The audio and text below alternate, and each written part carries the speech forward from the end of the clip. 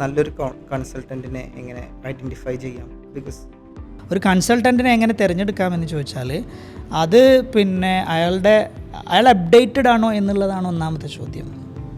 മുമ്പ് പഠിച്ചു വെച്ച സാധനം കൊണ്ട് ഇങ്ങനെ ഒരേ സാധനം ചെയ്തുകൊണ്ടിരിക്കുന്നവരാണെന്നുണ്ടെങ്കിൽ ഒരിക്കലും പുതിയ കാര്യങ്ങൾ, പുതിയ ഇഷ്യൂസിനെ ഹിറ്റ് ചെയ്യാനോ സോൾവ് ചെയ്യാനോ കഴിഞ്ഞോളണം എന്നില്ല. നിരന്തരം പഠിച്ചുകൊണ്ടിരിക്കുന്ന അപ്ഡേറ്റഡ് ആയിട്ടുള്ള ഒരാളാണോ ഞാൻ ഓപ്റ്റ് ചെയ്യാൻ പോകുന്ന കൺസൾട്ടൻറ്റ്. പിന്നെ അയാൾക്കൊരു എപ്പോഴും ആ ടീമുമായിട്ട് ജെല്ലാവുന്നൊരു ക്യാരക്ടർ ഉണ്ടോ എന്നുള്ളത് വളരെ പ്രധാനപ്പെട്ട ഒരു സാധനമാണ്. കൺസൾട്ടിങ് ഏൽപ്പിച്ചു കൊടുത്തിട്ട് പിന്നെ അവസാനം നമ്മളെ ടീമിനെ മൊത്തം കൊളാക്കിയിട്ട് നശിപ്പിച്ചു പോകുന്ന ഒരാളാവാൻ പാടില്ല.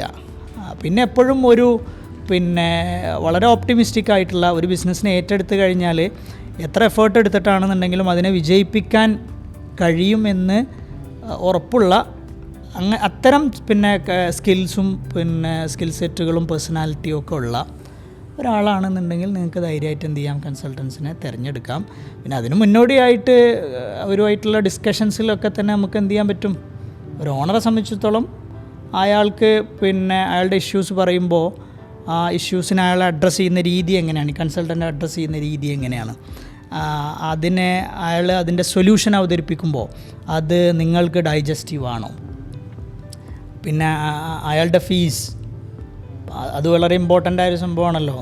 ഒരു ബിസിനസ്സുകാരന് അഫോർഡബിൾ ആയിട്ടുള്ള ഒരാളെ എന്ത് ചെയ്യാൻ പറ്റുള്ളൂ, അയാൾക്ക് താങ്ങാൻ കഴിയുള്ളൂ.